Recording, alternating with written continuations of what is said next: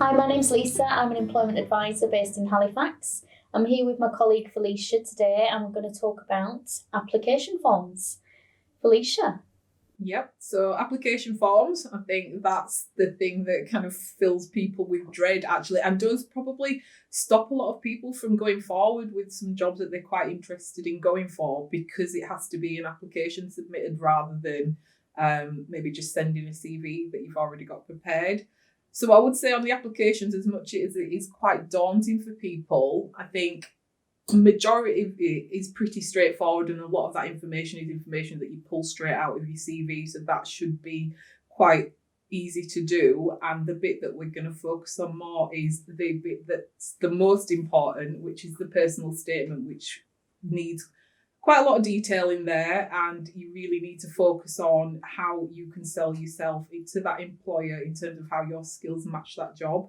And that's using the job description and the person's specification, which is not there just for you to read and discard. It is to use when filling out that personal statement section of the application. Yeah, totally agree. So application forms, people do dread them. Yeah. And I suppose later on we will be showing you how to do a good application form. But as Felicia said, we will be looking specifically at the part where you have to fill in why you match that job. But Felicia, I think what's interesting about application forms is that they're all quite different sometimes. Yeah. So I think that's frustrating for people, isn't it? Because, they'll do one application form and, put a lot of effort into it, and then they have to apply for another job and it's a completely different application form. So they do take quite a lot of work, don't they?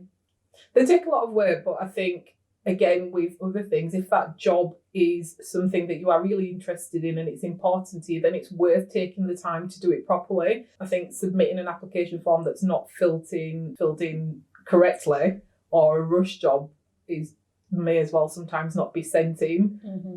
You can tell, and an employer can tell as well if you've rushed an application form, can't they? I mean, you've got the usual bits, haven't you, like the personal data and all of that, but when you get to that personal statement, that blank page, and it says, tell us why you are suitable for this job, it's that bit that people really fall down on, I find, because sometimes people leave it completely blank. Sometimes people copy and paste the little statement that they have on the top of their CV and think that that's enough. But as you know as well, Felicia, what's really important is that page needs to be full. And it needs to be full of examples of why you match the essential criteria of that job. I think you've just said the right thing there, full of examples.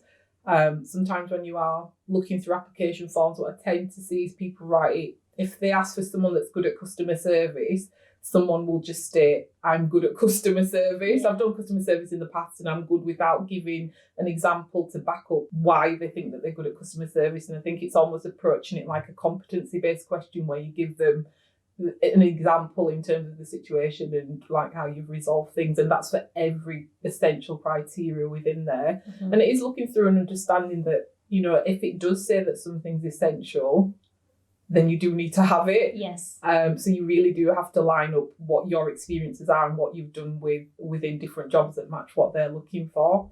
And not everything that says essential, if you're looking in the detail, it may say essential, but sometimes it's not essential from day one. So don't make that put you off going forward. So some things are essential, but they may say within a certain period, once you've got into the job, that you may need to have health and safety within the first 3 months. So don't just kind of read some of the essentials and think, that rules me out of the job. Look into the detail a little bit, because you might still be able to satisfy some of that criteria. Yeah, a really important point, actually, what you were saying about reading as well, because before you start an application form, you need to download the job specification, but also download the personal specification as well. And you tend to find that in the personal specification, that's the bit where they list the essential criteria and the desirable criteria. And as you said, Felicia, definitely, you must match the essential criteria to be essential for that job, basically. If you don't, there's no point in applying for it. What I tend to do, sort of one of the best tips really would be to just print off if you can, the personal specification with the essential criteria and tick it off. So you're typing into your application form, you're looking and saying, right, must have experience of customer service. Okay. You put in your example of your experience of customer service, you tick it off. You then look to the next one, put in your example, tick it off, so that you're actually filling that box and filling that page with mirroring really what they've got on their page. So when the employer gets your application form, they'll go straight to that page, trust me, because that's what I do. And they tick off themselves that you've matched every single bit of essential criteria. That's essentially the best way to fill in an application form, isn't it? Yeah.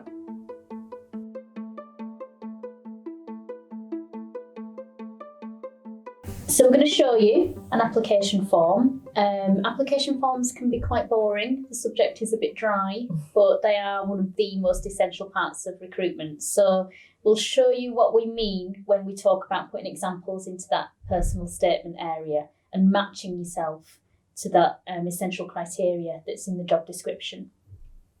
Right, everybody. So we're going to have a look at application forms now.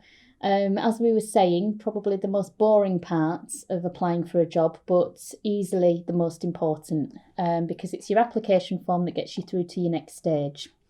So I've just done a little bit of a quick search on the Calderdale Council website on the jobs page, and I've found this role here for a caretaker stroke handy person at Ash Green Primary School. Really nice little job this, actually, if anyone's interested. So I'm having a look at it and I think, yep, this is something that I'd like to apply for. So you can see here the attachments. We've got the job description, the person specification and the application form. So I've opened these. This one is the job description. So very important to have a good read of it. First of all, does it fit with your circumstances? So when you're applying for a job, always make sure that you can actually meet the criteria and that it fits with you, because if you do get to the next stage, you don't want to be wasting your time or anyone else's time by going through the process. So we're going to have a read of it. Really good hours. Good job this, actually, guys. Key holding and security roles. Yeah, I can work with that. I can do this. Brilliant. Okay, yeah, I've done this before. So I'm going to apply for this job. I think I meet the criteria. Just going to double check though, because if you remember, we were talking about this, and this is the personnel specification. So the job description is really important, of course it is, but this is the important bit that you need to use when you're filling in your application form. So what we're looking at here, above everything else, is the essential criteria. So the first thing you need to do before you do anything else is check this essential criteria. Do you meet it all? If you haven't got some of the essential criteria, then don't apply for the job, because these are the things that you're going to be marked against when that application gets through to that employer and they're shortlisting for interview. So we're going to make sure that we've covered every single one of these essential criteria in our application form. Then we're going to have a look at the desirable, and if we've got some of these, brilliant, we're going to add a bit of that as well. Okay. Sometimes you'll see across here how they identify that you've got these, and you can see application, application, application, application. The only thing they check at interview is these things here. So this just shows you how important it is to get a little bit of everything of this essential criteria into your application form. So I'm just going to keep that open if I can, so just bear with me. I'm just going to have the essential there, and then I'm going to go to the application form. Okay, so obviously Felicia and I talked about application forms, but we didn't cover the personal information too much, because you know how to fill that in. That's all your personal data. So work through it, fill it all in. What I would say is don't leave any gaps. I know that it's a bit onerous and a bit tedious, but do make sure you fill in every box if you can. Okay, so we're going to scroll down. There's your references. Actually, I'll just cover this a little bit. So with references, they do prefer to have an employer reference, at least one. Okay, so make sure that your first reference is your employer. It says there, look, actually. And then your second reference can be academic or a character reference. Character references are usually somebody that you've known, a neighbour, a friend, but you've known them for a long time, quite a number of years. Criminal convictions. I don't know if we covered this, but basically with certain roles, this one's in a school, so they will be exempt from the Rehabilitation of Offenders Act. You do need to declare if you've got any criminal convictions. It doesn't necessarily mean that you're not going to get a job because you've got a criminal conviction. It does depend on the role and it does depend on the conviction, of course. But, you do usually get a chance to sit down with an employer and explain the circumstances. There are some serious offences, though, as you can imagine, that may scupper you from getting certain roles. Disabilities. So we're just going to scroll all the way down. Oh. Don't you just love a council application form? Okay, we're putting in your previous employment. You can use your CV for this bit, actually. You can fill it all in from there. When I say that, actually, sorry, you can't send your CV, but you can copy and paste from your CV into these bits. That's what I meant. Here we are. Right. So this is the bit that we were talking about, the personal statement. So interestingly, it's on page 11, which is a bit further down the application form, which might make you feel that, well, it's not that important. This is really important. This is the first page that an employer will look at when they come to shortlisting. And this is the page where they check you meet all of this essential criteria. So I'm going to start in the box here. Okay, so the first essential criteria is high standards of cleanliness and hygiene. Okay. So what you might put is something like an opening sentence. I have worked within the education sector. Just bear with me with my typing.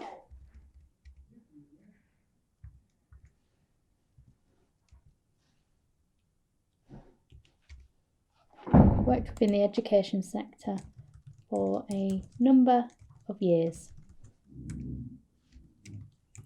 mostly within a manual-based role. Okay, so I'm just sort of thinking now that I might have done some work before. That's why I'm applying for this role, because I've done a similar job before. I've been a caretaker and handy person and a cleaner within a school before. So I'm just using that as a bit of an opener, really, just so it's not going straight into the essential criteria. Okay. So you might put my most recent role.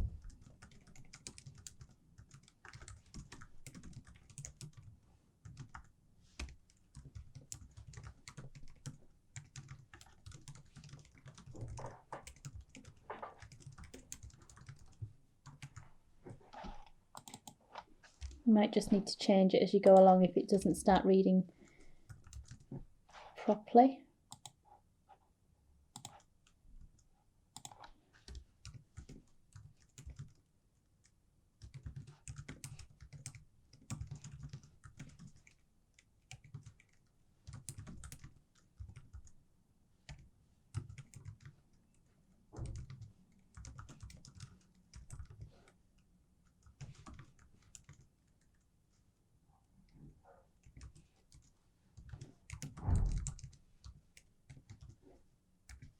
Okay, so you've got a little bit of an opener there. Okay, so this is where you can start to lead into things like high standards of cleanliness and hygiene.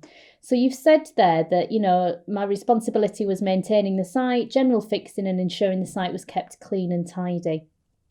So you've demonstrated that you did have a responsibility for keeping the site clean and tidy. What you might want to put in here is, for example, I would ensure that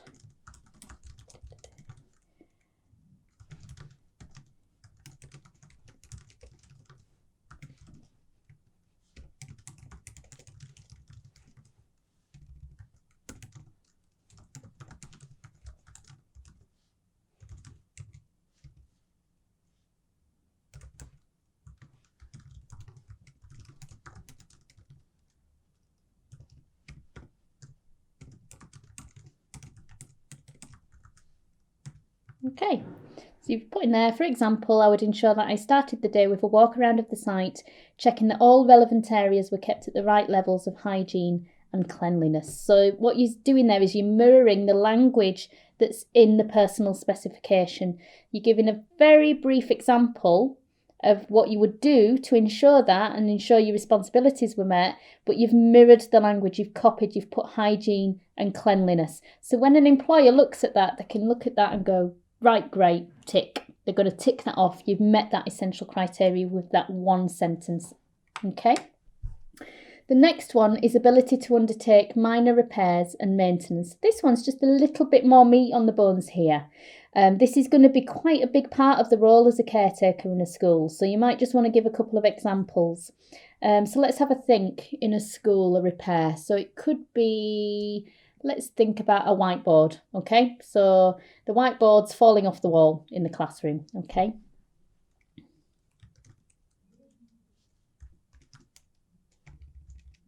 How do we word this?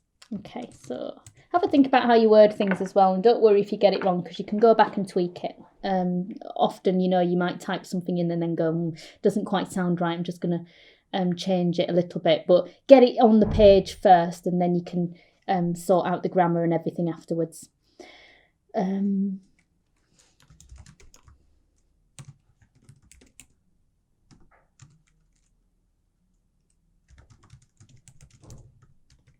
What I'm putting about responsibility is quite important. Did you have responsibility for that? Was it your role to do it? Because again, you're demonstrating that that's your job.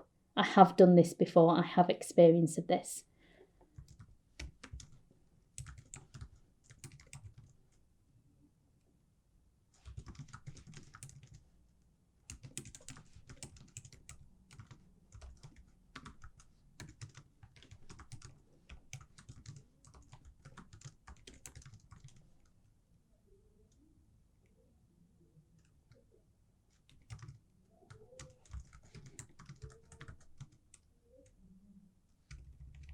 Sorry, that doesn't mean say reactive there. Often repairs would be on a reactive basis. Okay, so again here, so I've opened it up, I've set the scene. Okay, I have experience of this. This was my responsibility, and now I'm just going to give an example. And you can use the STAR technique for this as well, where you're setting the scenario and the task and the action and the result. So for example, teachers would often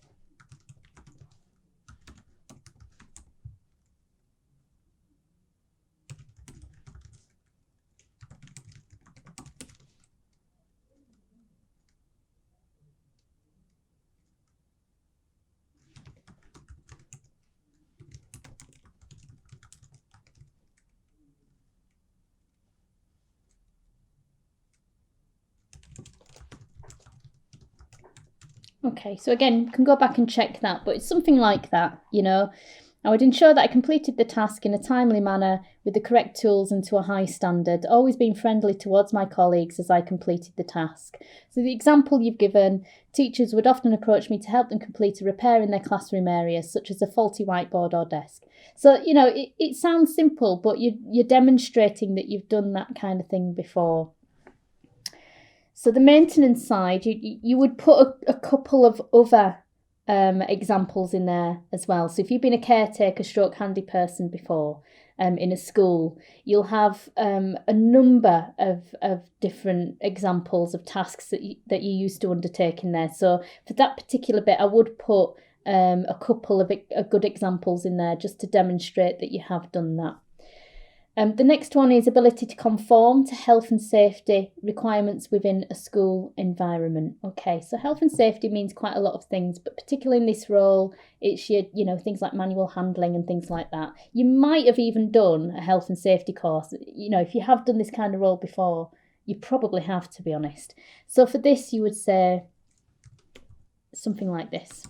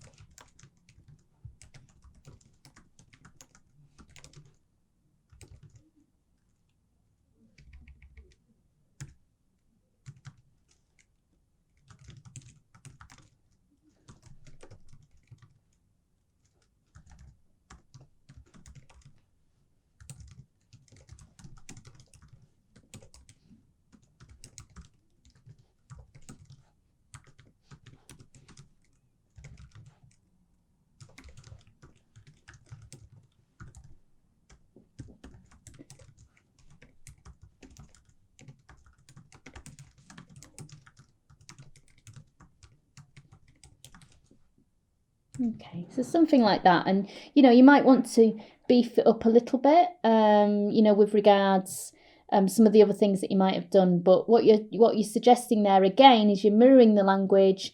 You've mentioned health and safety, and you've given examples of the experience you have in that. So during my day-to-day role, I would always ensure that I adhered to strict health and safety rules at all times. I have completed a yearly health and safety course at level 2, which has allowed me to keep on top of current legislation.